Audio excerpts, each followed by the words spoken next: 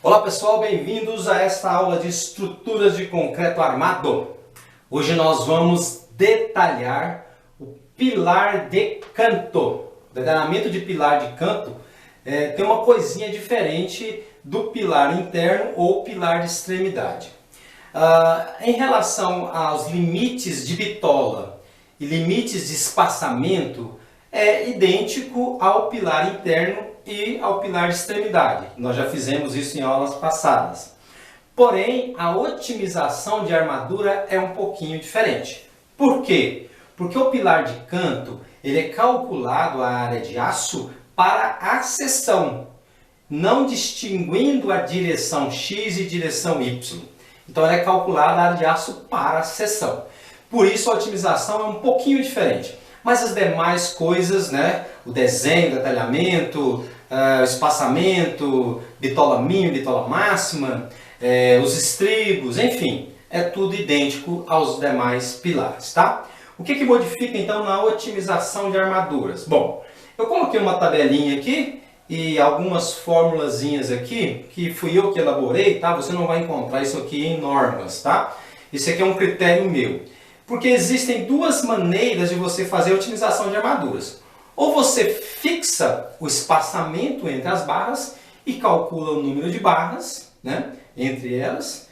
Ou você faz ao contrário, você fixa o número de barras e calcula o espaçamento para elas. É o que eu faço, né? Eu vou fixar o número de barras e vou calcular o espaçamento entre elas, tá? Bom, e para isso eu criei essa tabelinha aqui, ó. Você tem que fazer essa tabela para todas as bitolas de 10 acima. Então, para 10.0, 12.5, 16.0, 20.0, né? Não pode ser menos que 10, né? Pilar não pode ter armadura menor do que 10.0 milímetro, ok? Então, 10.0, 12.5 e assim por diante. Eu coloquei só o 10.0 aqui para a gente entender, tá? Bom, então, eu coloco primeiro as bitolas, tá? Na segunda coluna, eu calculo a área de aço de uma bitola, de uma barra dessa bitola aqui. Então, para a barra de 10.0, a área de uma barra é de 0,785 centímetros quadrados, tá? Então, coloca a área unitária, a área de uma barra. Bom, aí eu vou calcular agora o número de barras para a seção. Esse cálculo você tem no vídeo passado aí. Como que ele é feito? É a área de aço calculada, o AS calculado, dividido por isso aqui, pela área unitária. Dividindo a área de aço calculada pela área unitária, você vai ter o número de barras arredondado sempre para cima, tá? Então, se deu lá 3,4, você põe 4. Lembrando que não pode ser menor do que 4. Pilar de seção retangular tem que ter pelo menos 4 barras, tá? Se for um pilar circular, tem que ter pelo menos 6 barras. Mas o retangular, 4 barras. O mais comum é o pilar retangular, né? A gente vai falar aqui do pilar retangular, que é o mais comum aí. Então, no mínimo, 4 barras. Professor, mas se der menos que 4, adote 4, né? No mínimo 4. Beleza. Só que esse número de barras é para a seção. Eu preciso, sabe, distribuir agora esse número de barras pela seção.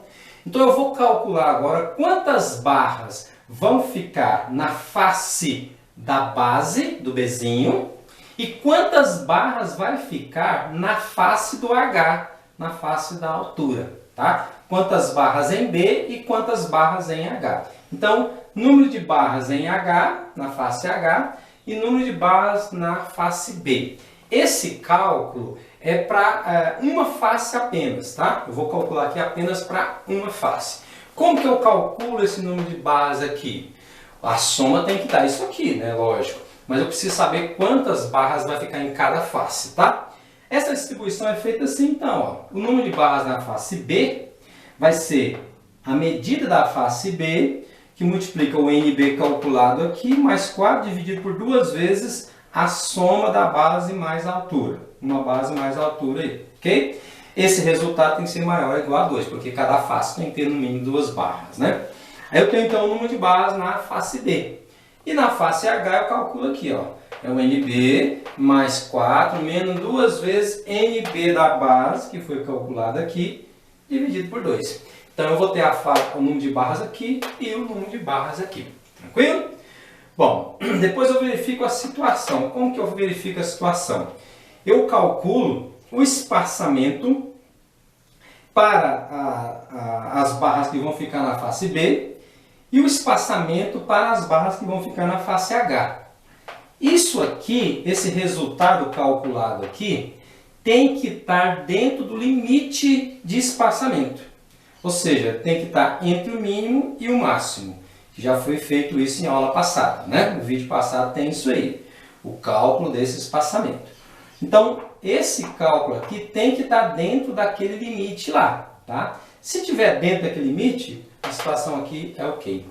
Se tiver fora daquele limite, a situação aqui não atende, tá? Então, a situação é ok se as duas estiverem dentro do espaçamento mínimo e máximo.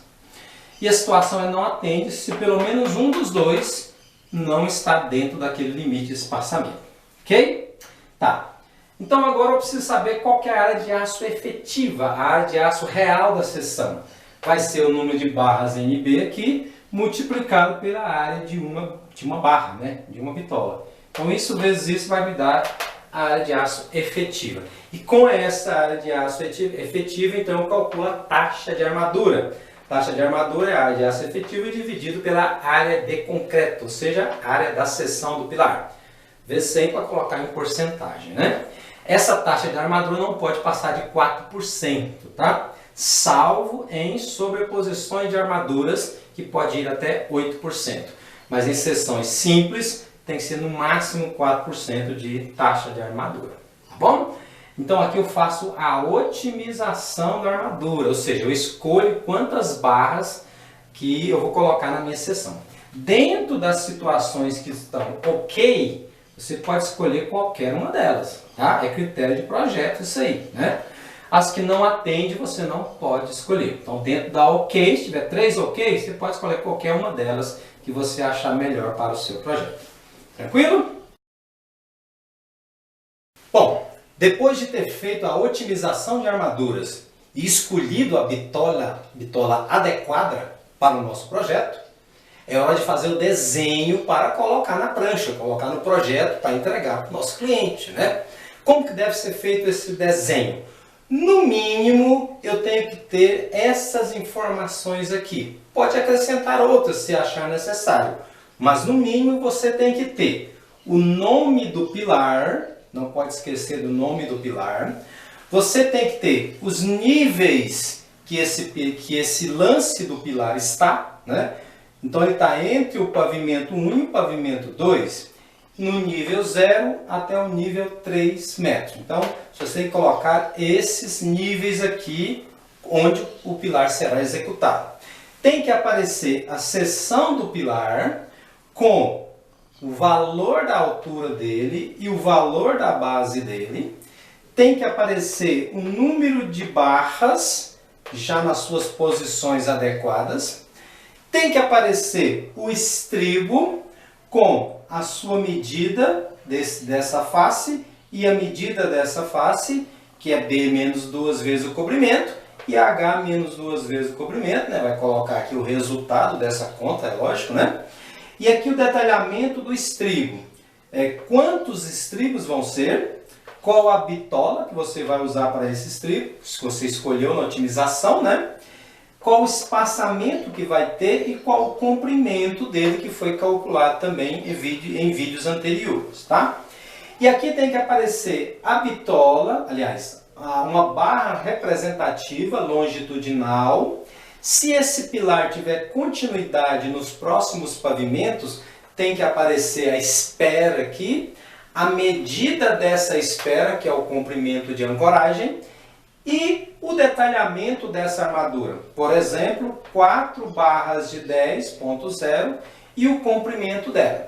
O comprimento vai do nível inferior até o nível superior menos o comprimento, ou do nível inferior ao nível superior mais o comprimento de ancoragem, caso esse pilar tenha continuidade nos próximos pavimentos, né? Se não tiver continuidade, então é só o comprimento efetivo aqui, né, o vão efetivo, menos o cobrimento aqui em cima, tá bom? Se não tiver continuidade. Se tiver, é o lance todo aqui, né, mais a espera, que é o comprimento de ancoragem dele ali.